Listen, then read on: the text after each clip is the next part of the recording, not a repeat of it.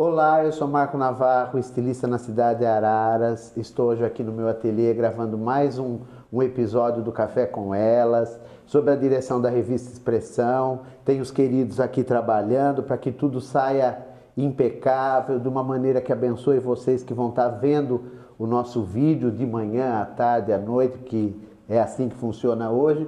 Eu estou com essa querida aqui hoje, Ariane Silvério Brandão. Isso! Você sabe que eu estou ficando velho, mas estou com uma dificuldade, porque na verdade eu nunca fui bom para guardar nome. Tudo Meu certo. negócio é fisionomia. Querido, um prazer receber você. Eu que agradeço. A gente se viu lá no Centro Cultural, Isso. não é? Que você foi premiada com o Prêmio Mulheres de Expressão. Exatamente. Né? E eu queria saber um pouquinho da sua vida. A Márcia me manda um release, né, uns dias antes, e eu acabei lendo um pouco sua história e achei muito interessante. Até quando você chegou aqui em off, eu falei, Ariane, nós podemos falar um pouco do que aconteceu com você? A Ariane foi vítima de um acidente, Sim. né, doméstico, Pois é. ligado a uma queimadura muito severa, muito séria. Quantos anos você tinha? Tinha 6 anos. Meu Deus, você era uma menina, você era uma criança. Uma criança, 6 anos. Dia de Natal.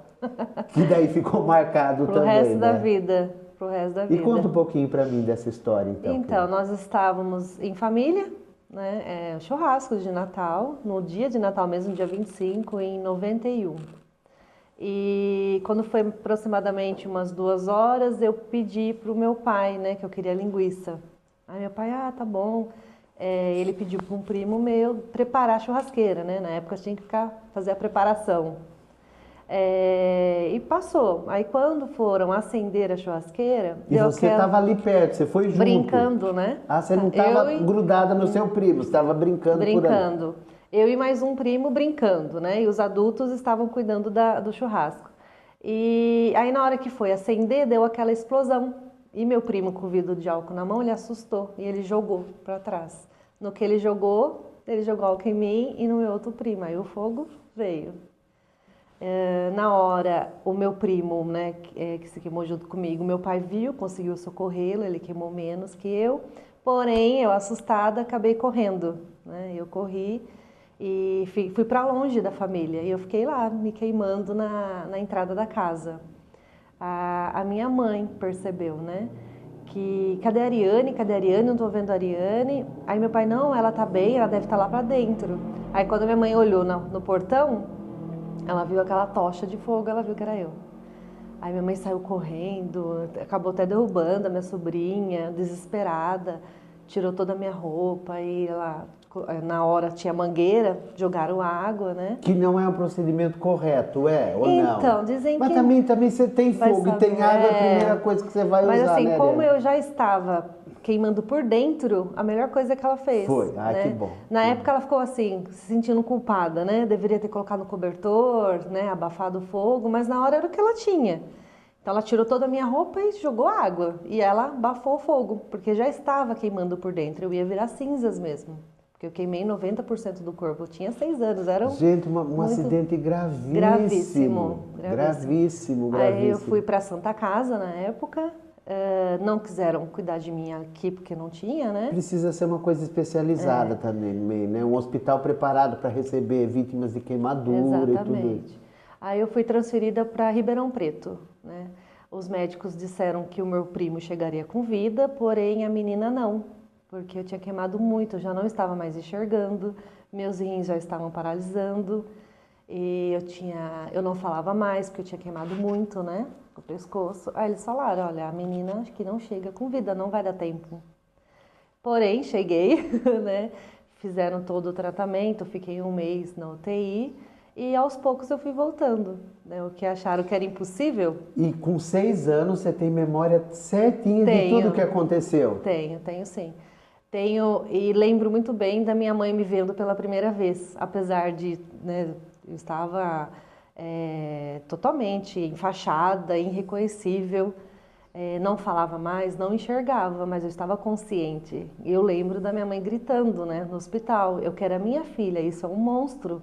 Cadê a minha filha? Onde vocês enfiaram a minha filha? Meu Deus. E a minha mãe entrou em choque, né, porque aquela pequenininha, né, loirinha. Você tem mais irmãos? Hoje eu tenho. Depois, na época você era não, filha era única. filha única. Meu Deus, que era a situação boneca que que a sua ela mãe desfilava. viveu também, não? Aí ela tentou se matar lá em Ribeirão Preto, né? Graças a Deus não permitiram. No hospital mesmo? Ela na saiu... cidade de Ribeirão? Na cidade de Você Ribeirão. é nascida aqui? Sou nascida aqui, Nascida em Ararense. Araras. Aí a minha mãe falava para Deus levar. Olha, leva, porque eu não tenho condições de cuidar dela. Porque assim, não tinha onde pegar em mim, né? Era só nas pernas. Aí ao mesmo tempo ela falava, não, deixa, né? Eu cuido, é minha filha, eu vou cuidar, eu vou dar um amor, né? E aí ficou essa briga interna, né?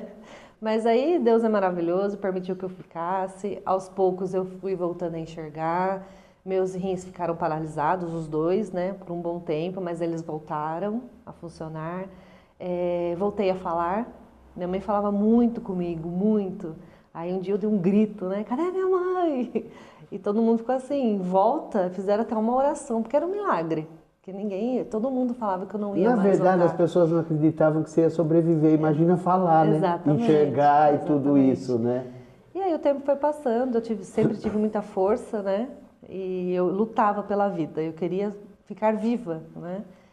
E Deus permitiu que Isso isso durou acontecesse. quanto tempo, esse No tratamento? hospital- Até você voltar, vamos dizer, a uma vida escolar, ao convívio com outras crianças. No hospital foram 2 meses e 8 dias. Né? Para mim, na verdade, foi Uma eternidade. eternidade, né? A minha mãe falou, nossa, mas foi pouco tempo, né? Pelo tamanho. Mas foi muito assim, foram intensos. O tempo do que a gente vive é muito relativo, né? E quando ele é traumático, ele parece que não tem fim mesmo, né? Aí quando eu voltei para Araras, minha mãe assim sempre me tratou como uma pessoa normal. Então eu já voltei para minha vida normal, obviamente, né, com os cuidados e restrições. Mas eu consegui já entrar no primeiro ano, eu nunca repeti de ano, uma vida normal. E esse acidente te deixou algumas marcas, Sim, cicatrizes e sim. tudo isso. E eu sou muito curioso e eu gosto de psicologia. E eu sei que as crianças, a gente tem uma coisa assim, ai, criança é ingênua, ai, um anjinho. Nada disso. A gente conhece crianças muito cruéis. E eu sei que na escola a gente vive um período de crueldade. Você passou por isso com as crianças? Verdade? Muito, muito, muito, muito. A minha mãe comprou assim várias brigas, porque é essa maldade inocente, né? Olha, o Freddy Krueger, por quê? Eu usei por 2 anos malha, que ficava o olho, a boca e o nariz para fora. Era uma máscara. Então eu ia na escola daquele jeito, eu não podia tomar sol, né? Era o meu tratamento, foram 2 anos assim. E eu só podia tirar dentro de casa à noite e colocar de manhã para ir para a escola. Então, era o monstro, o Freddy Krueger, mas assim, eu sempre fui muito tranquila, né? Apesar daquilo me machucar bastante.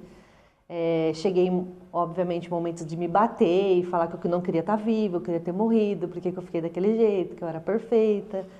Mas eu era uma criança, né? Mas você vê que coisa engraçada. Ontem eu estava assistindo, acho que pela 10ª vez, o filme Seven, com o Brad Pitt e aquele ator negro que eu adoro, Morgan Freeman. E o Seven trata dos 7 pecados capitais. E um deles é... Oh, meu Deus, a vaidade. É vaidade. Eu acho que um dos 7 pecados capitais é a vaidade. E ele faz uma vítima que ele tira o nariz dela, o serial killer. Você já assistiu esse filme? Já. Ele tira o nariz dela, ele decepa e põe o telefone na mão que ela poderia ligar pedindo socorro. Mas a vaidade era tanta que ela preferiu morrer. E depois, quando ele se rende e tudo, ele fala, aquela mulher da vaidade, ela era tão feia por dentro, que ela só tinha beleza exterior e ela não conseguiu viver sem aquilo, ela não conseguiu lutar pela vida. E quando você me conta a sua história, eu vejo que mesmo na infância, depois você vai ser adolescente, você conseguiu entender que existia um ser humano com todos os traumas que você passou, que eu acho extremamente normal, seria muito esquisito. Eu tenho tido muita dificuldade com esse positivismo tóxico. Ai, gratidão. Ai, gratidão. Naquele momento não dava para ter gratidão. Não. Cabia um pouco de revolta, cabia um pouco do porquê a minha filha, porque eu. Então eu acho que passar por esse processo dessa maneira real é muito mais benéfico, né? Acaba ajudando muito mais. E aí você passa, eu acho que você consegue identificar se ficou o trauma, o susto do acidente, foi maior do que depois do que você passou na escola e tudo que você acha que o trauma, o susto do acidente foi maior? Foi um susto, né? Na verdade, o que eu tenho hoje, que às vezes vem à tona e eu me controlo muito, é aquela coisa assim, morri, acabou, minha vida acabou com 6 anos. Isso vem muito à tona, porque a hora que eu vejo o fogo vindo foi o que eu pensei, né? Mas a hora que eu percebi que eu estava viva, eu falei, não, Deus permitiu que eu ficasse. Então, o que que eu fiz? Eu peguei tudo isso e falei, não, então vamos transformar, né? Se eu estou aqui, né, eu tenho que agradecer a Deus pela oportunidade de estar viva. E se eu não tivesse queimado, será que eu seria o que eu sou hoje? É aquilo que nós estávamos falando, Né? até antes da gente começar a gravar. As nossas tragédias, os nossos... Porque tem coisas que são leves, a gente passa, uma traição de um sócio que leva o seu dinheiro. Eu falo que eu tenho uma amiga que fala que o que dinheiro resolve não é problema, e não é mesmo. Porque o que dinheiro resolve, você batalha, faz uma campanha e você acaba resolvendo. Mas tem certas coisas que você pode ter todo o dinheiro do mundo e não resolve, não é? É diferente. Mas eu acho que essas coisas mais pesadas, elas trazem para a gente uma consciência do que é a vida verdadeiramente. Então você podia ser, vamos dizer que você fosse criado uma menina, não estou falando que isso foi bom, espero que as pessoas me entendam, mas eu compreendo isso que você está me falando, isso formou quem você é, entendeu? Sim. E assim, o que eu prezo muito, momento algum, né, desses anos, né, porque hoje eu tenho 38 anos. Tá novíssima, pode falar a idade com a maior tranquilidade. Eu nunca culpei os meus pais. Nunca passou por um momento assim, eu sou queimada porque meus pais não cuidaram de mim. Eu sou assim, foi uma tragédia, entendeu? E estava escrito, era para ser assim. E você sabe que eu vou E eu me dou muito bem com os meus pais, amo meus pais, né? E eu tento assim, na verdade, transformar toda a dor que eles sentiram, porque a minha mãe sofreu muito, né? O pai sofre, mas eu acho que a mãe sofre muito mais. Hoje eu sou mãe, eu sei disso. Eu tento transformar em orgulho, sabe? Eu quero que eles tenham orgulho da filha, né? Que eles têm hoje, né? E meu pai, nossa, minha mãe, meu pai, eles assim deixam transparecer, né? A filha que eles têm hoje, né? De eu ter lutado pela minha vida. E eu dei sentido, eu não só vivi por viver, entendeu? E a vida só vale a pena quando ela tem sentido. Você sabe que você está me contando essa história? Eu estou lembrando de uma cliente, uma graça, uma querida, e ela tem um filho adulto, já assim, um menino muito bonito, com uma carreira que deslanchou e tudo, e ele acabou tendo um câncer na garganta. Segundo ela, o mesmo tipo do câncer do Gianecchini, ator. Ah, tá. E ele falou, não quero que ninguém fale para a mamãe, eu vou eles são daqui de uma cidade aqui perto, eu vou falar com ela, não vou falar nome para não expor ninguém. Okay. E quando ele falou, ela acabou tendo um mal súbito, ela desmaiou. Quando ela voltou, ela só gritava, por que meu filho? Ele segurou nos braços dela e falou, mãe, por que não eu?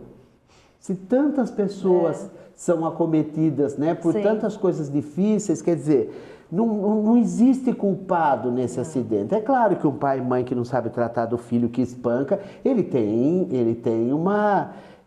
Dá para se atribuir uma culpa ali nesse pai, essa mãe desestabilizado. Mas foi um acidente e realmente você conseguiu assimilar isso, né, querida? Sim, bastante, bastante. Eu acho que me transformou na mulher que eu sou hoje, na mãe que eu sou hoje. Então, falando em mãe, eu fico muito curioso também.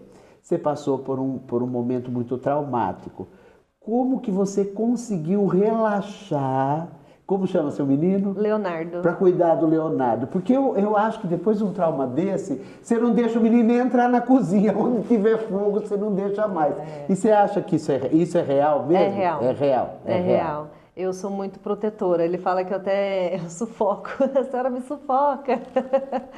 Primeiro que eu falo que o Léo foi um presente de Deus para mim, porque ele é ruivo. Então ele é diferente. Então eu falo que Deus pintou e me presenteou. Então eu sou muito agraciada. Minha menina também é ruiva, Maria Eugênia. Você estava falando maravilhosa. dela. Agora pintou cabelo, mas ela nasceu ruivinha também. Maravilhosa. Aí então, é lindo, né? Filho, a gente puxa o saco, mas é lindo.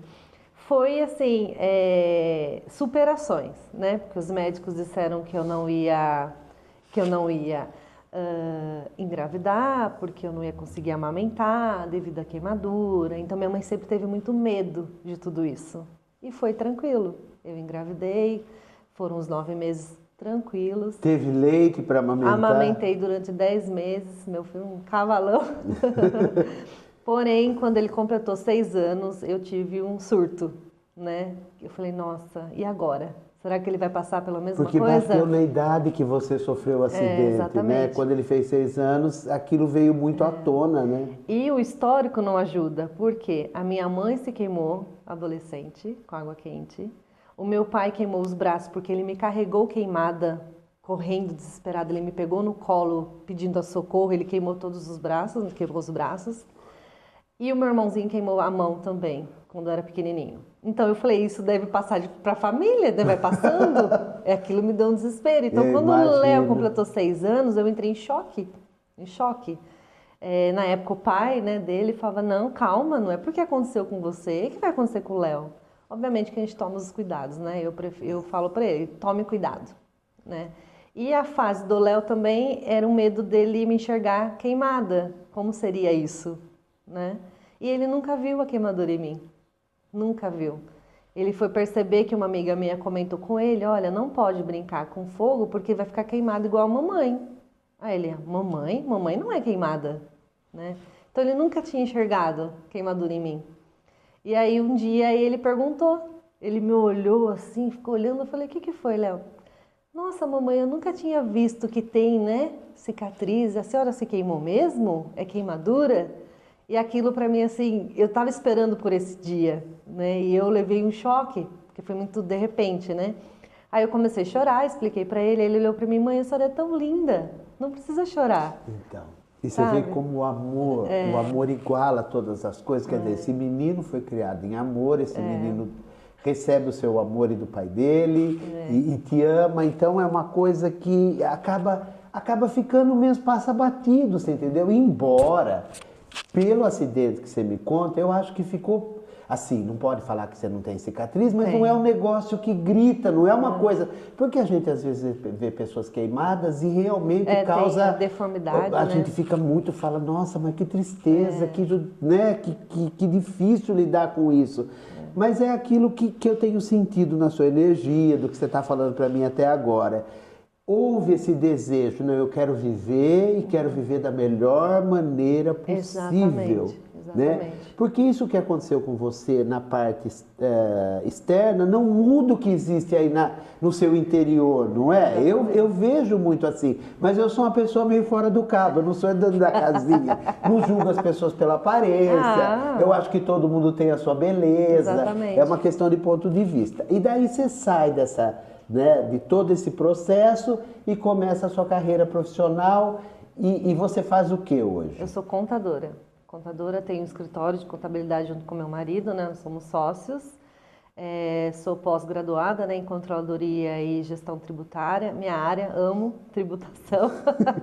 Vou confessar uma coisa para você, eu odeio número, eu odeio matemática. Tem um professor que eu não vou falar o nome dele, que ele é muito conhecido na cidade, eu tenho pavor. Eu olho para ele, eu até arrepio, só gostava de desenhar. Mas cada um na sua. Tem quem gosta, tem quem gosta e tem...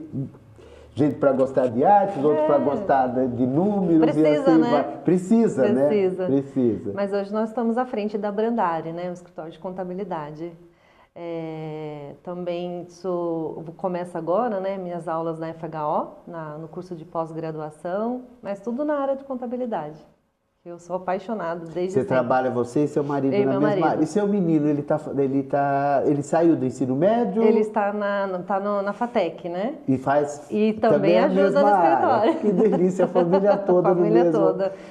Meu enteado também. Você sabe que o meu sonho aqui era que a Maria Eugênia viesse trabalhar comigo. E ela ficou um tempo aqui...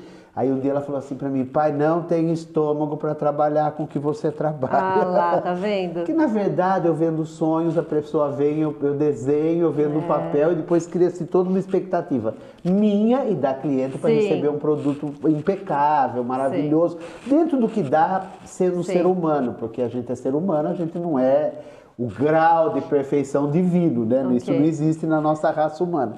Mas é um sonho. E aí eu tive que quebrar, olha que coisa interessante, eu tive que quebrar todas as minhas expectativas sobre a vida da Maria Eugênia. Eu sonhava muito que eu estava enterrando a Maria Eugênia. E aí cresceu um pavor, uma coisa, e eu faço análise. Maria Eugênia tinha 13 anos, eu e a Débora, nós resolvemos nos separar, eu comecei a cuidar da minha cabeça para lidar bem com a situação. E aí eu contei para minha terapeuta, Ana Paula, te amo, você salvou minha vida, você é uma delícia de pessoa, recomendo terapia para todo mundo. E ela fala para mim, ela fala, Marco, quando eu comecei a contar dos meus temores, eu falei, nossa, Ana, essa ideia de enterrar a Maria Eugênia me apavora, é uma coisa que me... Ela falou, Marco, de todo pai, de todo pai.